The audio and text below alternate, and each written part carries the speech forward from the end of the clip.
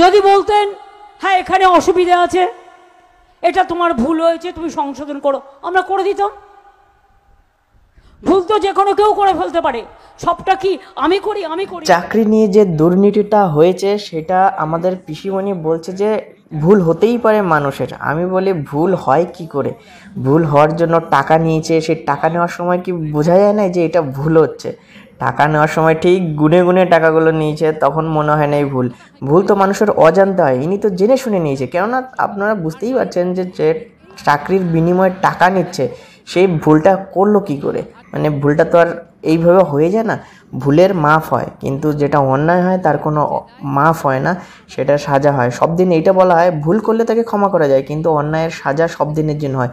এই পিসি 25,000 লোকের জীবন নিয়ে খেলা করেছে। শুধু 25,000 না, আমাদের পশ্চিমবাংলায় প্রায় 10 কোটি লোক রয়েছে। 10 কোটি লোকের জীবন নিয়ে ছিন্নভিন্ন খেলেছে। এর তো কঠিনতম সাজা হওয়া দরকার। আর মেয়ে মানুষ বলে, মহিলা বলে তাকে কোনো রকম ছাড় দেওয়া যাবে না, কেননা এইসব বিষাক্ত মহিলার খাতায় পড়ে না, রাক্ষসীর খাতায়।